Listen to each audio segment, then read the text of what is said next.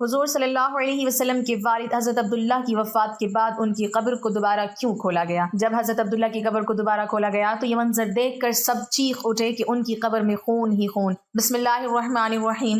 حضور صلی اللہ علیہ وسلم کے والد کی وفات۔ حضور صلی اللہ علیہ وسلم کے والد حضرت عبداللہ کو اللہ تعالیٰ نے بہت زیادہ خوبصورتی عطا کی تھی۔ جو بھی انہیں دیکھتا اپنے دانتوں تلے انگلیاں دبا لیتا تھا، اسی لیے مکہ والے بھی آپ سے بہت محبت کرتے تھے، کیونکہ حضرت عبداللہ اپنے چہرے کی خوبصورتی کے ساتھ دل کے بھی بہت اچھے انسان تھے۔ غریبوں کی مدد کرنا، یتیموں کے لیے سہارا بننا اور بیوہ عورتوں کے لیے دوڑ دوڑ کر کام کرنا، یہ ان کی زندگی کے خاص عمل تھے۔ حضرت عبداللہ کے چہرے پر ایک نور چمکتا تھا جو اس بات کا اشارہ تھا کہ یہ ایک ایسے نبی کے باپ ہیں جو ساری دنیا سے گمراہی کو ختم کرے گا۔ ایک دن حضرت عبداللہ بازار سے گزر رہے تھے کہ ایک بہت مشہور جادوگر عورت نے حضرت عبداللہ کو اپنے پاس بلایا۔ وہ جادوگر عورت بہت زیادہ خوبصورت تھی اور اپنے علم و ہنر کی وجہ سے لوگوں میں مشہور بھی بہت تھی۔ اس نے حضرت عبداللہ سے کہا کہ اے عبداللہ، تمہارے باپ نے زمزم کا کنواں کھودتے ہوئے نظر مانی تھی کہ ایک لڑکے کو ذبح کریں گے، پھر تمہارا نام آ گیا لیکن تمہاری جگہ سونٹوں کو ذبح کیا گیا۔ آج میں تمہیں سونٹ اس بات کے بدلے میں دوں گی کہ تم میرے ساتھ ایک رات گزار لو۔ حضرت عبداللہ نے کہا، ارے نہیں نہیں، یہ گناہ کی بات ہے، میں ایسا ہرگز نہیں کر سکتا، مجھے مرنا گوارا ہے لیکن یہ برا کام کرنا میں کبھی گوارا نہیں کر سکتا۔ اور پھر حضرت عبداللہ وہاں سے اپنے گھر کو چلے گئے۔ کچھ دنوں کے بعد حضرت عبد المطلب نے اپنے بیٹے عبداللہ کی شادی مدینہ کے ایک بہت اونچے خاندان کی لڑکی حضرت آمنہ سے طے کر دی، اور پھر کچھ دنوں کے بعد دونوں کی شادی ہو گئی اور حضرت عبداللہ حضرت آمنہ کو لے کر اپنے گھر آ گئے۔ اسی دن شام کو حضرت عبداللہ کو وہی جادوگر عورت بازار میں پھر سے ملی اور وہ کہنے لگی، اے عبداللہ، میں بدکار عورت نہیں ہوں بلکہ میں ایک شریف گھرانے سے تعلق رکھتی ہوں۔ میں نے اس دن جو تم سے کہا تھا کہ میرے ساتھ ایک رات گزار لو، وہ صرف اس وجہ سے تھا کہ میں یہ تمہارے ماتھے پر آخری نبی کا نور دیکھا تھا، میں چاہتی تھی کہ وہ نور میرے بطن میں آ جائے اور میں اس نبی کی ماں بن جاؤں، لیکن تمہاری بیوی آمنہ اس میں بازی لے گئی۔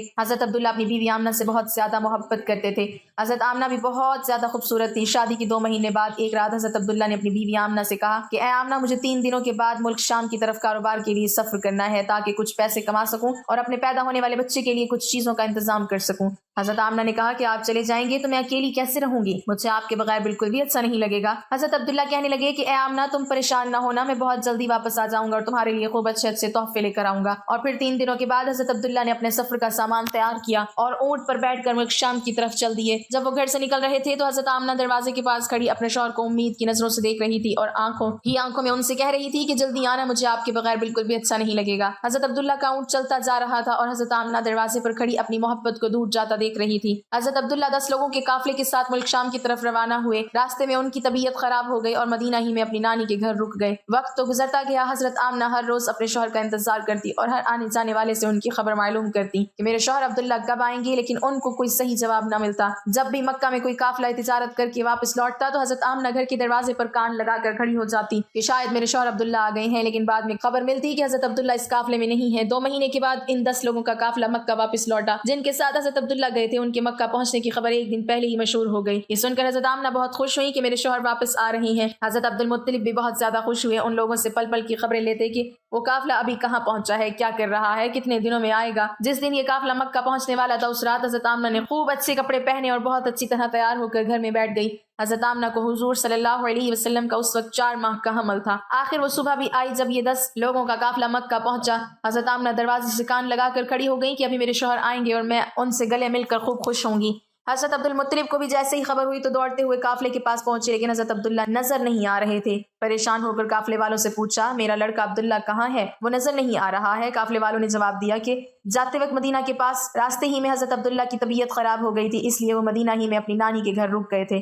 اس کے بعد ہمیں نہیں پتا۔ یہ سنتے ہی حضرت عبد المطلب نے اپنے بڑے بیٹے حارث کو کہا کہ اے حارث، جلدی سے اپنا گھوڑا نکالو اور مدینہ کی طرف سفر کرو اور جا کر دیکھو کہ میرے بیٹے عبداللہ کی کیا حالت ہے، اور پھر جلدی سے آ کر مجھے خبر دو۔ حضرت آمنہ کا دل آج پھر سے ٹوٹ گیا۔ وہ امید باندھے بیٹھی تھی کہ آج میرے شوہر آئیں گے، لیکن خبر تو کچھ اور پہنچی۔ ادھر حضرت حارث نے بہت تیزی سے اپنا گھوڑا مدینے کی طرف دوڑایا۔ 3 دنوں کے سفر کے بعد وہ مدینہ پہنچے اور نانی کے گھر جا کر معلوم کیا کہ حضرت عبداللہ کہاں ہے تو ایک دل کو دہلا دینے والی خبر ان کے کانوں میں پڑی۔ گھر والوں نے بتایا کہ اے حارث، عبداللہ کی طبیعت بہت زیادہ خراب تھی، انہیں دل کا دورہ پڑا تھا اور ان کی ابھی 1 مہینے پہلے وفات ہو چکی ہے۔ ہم نے انہیں نابیغہ نام کی جگہ پر دفن کر دیا ہے۔ یہ سن کر حضرت حارث کی بھی آنکھوں سے آنسو آ گئے۔ وہ بھی اپنے چھوٹے بھائی عبداللہ سے بہت زیادہ محبت کرتے تھے، اور پھر یہ واپس مدینہ پہنچے اور اپنے باپ حضرت مطلب کو خبر کر دی تو حضرت عبد المطلب کے ہوش اڑ گئے۔ اچانک ان کی آنکھوں سے آنسو بہنے لگے اور اپنے بیٹے عبداللہ کی وفات کا غم برداشت نہ کر سکے، لیکن فوراً خود کو سنبھالا اور سارے لوگوں کو جمع کر کے کہا کہ اے لوگو، آمنہ کو اس کی خبر نہ ہونے دینا کیونکہ وہ حمل سے ہے۔ میں چاہتا ہوں کہ میرے عبداللہ کی نسل آگے چلے، وہ بے اولاد نہ رہے، اس کے گھر میں ایک لڑکا ہو جو میرے عبداللہ کا وارث بنے۔ حضرت حضرت عبد المطلب نے شفا نامی ایک دائی کو بلایا اور کہا اے شفا تم آمنہ کو بہت سمجھا بچا کر اور بہت تسلی دے کی خبر سنانا کہ ان کے شوہر کی وفات ہو گئی ہے، لیکن دھیان رکھنا کہ ان کے اوپر زیادہ بڑا صدمہ نہ لگنے پائے کیونکہ وہ امید سے ہے۔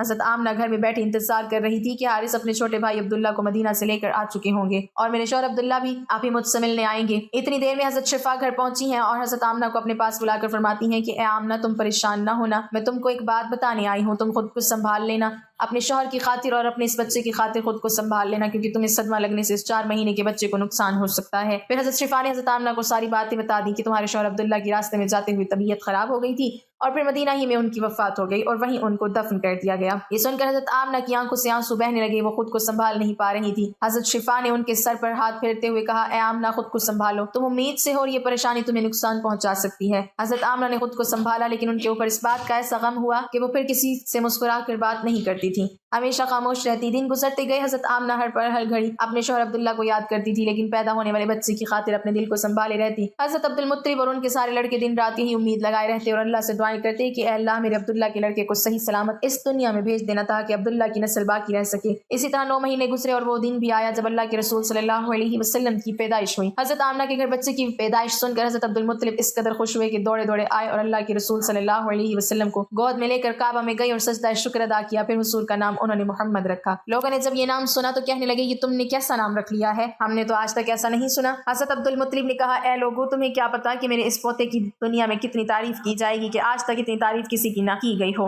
حضرت عبداللہ کے سارے بڑے بھائی حضور صلی اللہ علیہ وسلم کی پیدائش پر بہت خوش ہوئے، یہاں تک کہ ابو لہب کو جیسے ہی اس کی نوکرانی نے آ کر خوشخبری سنائی کہ اے ابو لہب تجھے بھتیجا مبارک ہو، تو ابو لہب اتنا زیادہ خوش ہوا کہ اس نے اپنی نوکرانی کو کہا کہ جا آج سے اپنے بھتیجے کی پیدائش کی خوشی میں نے تجھے آزاد کر دیا۔ انتقال کے وقت آپ کی عمر 25 یا 28 سال تھی۔ حضرت عبد المطلب نے آپ کے بھائی حضرت زبیر بن عبد المطلب کو مدینہ بھیجا اور وہ ان کے جنازے میں شامل ہوئے اور انہیں دارالنابغہ میں دفن کیا گیا۔ حضرت سیدہ آمنہ خاتون کے لیے شوہر نامدار کا ثانیہ ارتحال ناقابل برداشت تھا کہ ابھی شادی خانہ آبادی کو عرصہ ہی کتنا گزرا تھا، آپ کے قلب انور پر صدمے کا کس قدر اثر ہوا اس کا اندازہ آپ کے ان اشعار سے ہوتا ہے۔ حضرت آمنہ فرماتی ہیں ہاشم کا ایک فرزند مدینہ منورہ کی جانب جا کر چاند کی طرح چھپ گیا، وہ لحد میں بہادر جوانوں کے شور و غل یعنی آہ و بکا کے ساتھ جا کر سو گیا۔ مراد یہ کہ لوگوں کو روتا چھوڑ کر موت نے جو ہی اس کو پکارا اس نے فوراً لبیک کہہ دیا۔ افسوس کہ ہاشم کے اس فرزند کی نظیر موت نے اب دنیا میں نہیں چھوڑی۔ اس کے دوست شام کے وقت اس کی لاش کو اٹھائے جا رہے تھے اور وہ از راہ محبت و عقیدت کا کاندھا بدلتے اور اس کے اوصاف بیان کرتے چلے جا رہے تھے، اگرچہ موت نے ان کو ہم سے دور کر دیا ہے مگر اس میں تو شک نہیں کہ وہ بہت زیادہ سخی اور غریبوں کے از حد ہمدرد تھے، یعنی ان کے دلوں سے ان کی یاد تو نہیں نکل سکتی۔ یہ مدینہ منورہ کے رہنے والے انصاری ہیں اور مشہور صحابی حضرت جابر رضی اللہ تعالیٰ عنہ کے والد ماجد ہیں۔ قبیلہ انصار میں یہ اپنے خاندان بنی سلمہ کے سردار اور رحمت عالم صلی اللہ علیہ وسلم کے بہت ہی جانسار صحابی ہیں۔ جنگ بدر میں بڑی بہادری اور جانبازی کے ساتھ کفار سے لڑے اور 3 ہجری میں جنگ احد کے دن سب سے پہلے جام شہادت سے سیراب ہوئے۔ بخاری شریف وغیرہ کی روایت ہے کہ انہوں نے رات میں اپنے فرزند حضرت جابر رضی اللہ تعالیٰ عنہ کو یہ فرمایا میرے پیارے بیٹے کل صبح جنگ احد میں سب سے پہلے میں ہی شہادت سے سرفراز ہوں گا، اور بیٹا سن لو رسول اللہ صلی اللہ علیہ وسلم کے بعد تم سے زیادہ میرا کوئی پیارا نہیں ہے، لہٰذا تم میرا قرض ادا کر دینا اور اپنی بہنوں کے ساتھ اچھا سلوک کرنا، یہ میری آخری وصیت ہے۔ حضرت جابر رضی اللہ تعالیٰ عنہ کا بیان ہے کہ واقعی صبح کو میدان جنگ میں سب سے پہلے میرے والد حضرت عبداللہ بن عمرو بن حرام رضی اللہ تعالیٰ عنہ ہی شہید ہوئے۔ حضرت جابر رضی اللہ تعالیٰ عنہ کہتے ہیں کہ جنگ احد کے دن میرے والد حضرت عبداللہ انصاری رضی اللہ تعالیٰ عنہ کی مقدس لاش کو اٹھا کر بارگاہ رسالت میں لائے تو ان کا یہ حال تھا کہ کافروں نے ان کے کان اور ناک کو کاٹ کر ان کی صورت بگاڑ دی تھی۔ میں نے چاہا کہ ان کا چہرہ کھول کر دیکھوں تو میری برادری اور کنبہ قبیلہ والوں نے مجھے اس خیال سے منع کر دیا کہ لڑکا اپنے باپ کا یہ حال دیکھ کر رنج و غم سے نڈھال ہو جائے گا۔ اتنے میں میری پھوپھی روتی ہوئی ان کی لاش کے پاس آئیں تو سید عالم صلی اللہ علیہ وسلم نے فرمایا کہ تم ان پر رویا نہ رو، فرشتوں کی فوج برابر لگاتار ان کی لاش پر اپنے بازوں سے سایہ کرتی رہی ہے۔ حضرت جابر رضی اللہ تعالیٰ عنہ کا بیان ہے کہ جنگ احد کے دن میں نے اپنے والد حضرت عبداللہ رضی اللہ تعالیٰ عنہ کو ایک دوسرے شہید حضرت عمرو بن جموع رضی اللہ تعالیٰ عنہ کے ساتھ ایک ہی قبر میں دفن کر دیا تھا۔ پھر مجھے یہ اچھا نہیں لگا کہ میرے باپ ایک دوسرے شہید کی قبر میں دفن ہیں، اس لیے میں نے اس خیال سے کہ ان کو ایک الگ قبر میں دفن کروں۔ 6 ماہ بعد میں نے ان کی قبر کو کھود کر لاش مبارک کو نکالا تو وہ بالکل اسی حالت میں تھے جس حالت میں ان کو میں نے دفن کیا تھا،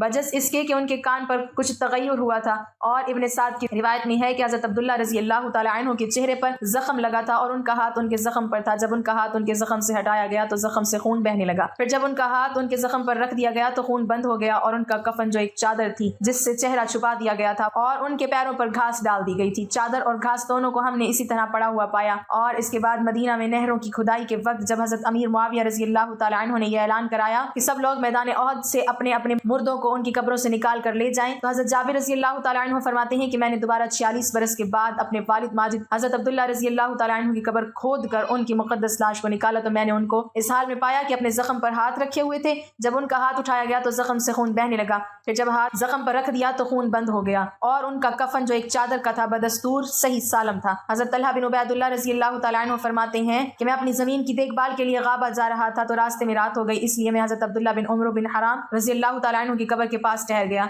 जब कुछ रात गुजर गई तो मैंने उनकी कब्र में से तिलावत की इतनी बेहतरीन आवाज़ सुनी कि इससे पहले इतनी अच्छी किरात में मैंने कभी नहीं सुनी थी। जब मैं मदीना मुनव्वरा को लौट कर आया और मैंने हुज़ूर अक़दस सल्लल्लाहु अलैहि वसल्लम से उसका तज़किरा किया तो आप सल्लल्लाहु अलैहि वसल्लम ने फरमाया कि क्या ए तलहा तुमको यह मालूम नहीं कि खुदा ने इन शहीदों की अरवाह को कब्ज़ करके ज़बरजद और याकूत की कंदीलों में रखा है और इन कंदीलों को जन्नत के बागों में आवेज़ा फरमा दिया है। जब रात होती है तो ये रूहें कंदीलों से निकलकर उनके जिस्मों में डाल दी जाती हैं, फिर सुबह को वो अपनी जगहों पर वापस लाई जाती हैं। सुबहान अल्लाह अज़्ज़ा वजल। ये मसनद रिवायात इस बात का सबूत है कि हज़रात शुहदा कराम अपनी अपनी कब्रों में पूरे लवाजिम हयात के साथ जिंदा हैं और वो अपने जिस्मों के साथ जहाँ चाहें जा सकते हैं, तिलावत कर सकते हैं और दूसरे किस्म किस्म की तसर्रुफ़ात भी कर सकते हैं और करते हैं। अल्लाह ताला की उन पर रहमत हो और उनके सदक़े हमारी मग़फ़िरत हो, आमीन। अल्लाह ताला हमें दीन की मुकम्मल समझ नसीब फरमाए और हमें नेकोकारों में शामिल करे, आमीन। नाज़रीन, कमेंट बॉक्स में अल्लाह ताला के 99 नामों में से एक नाम ज़रूर टाइप करें।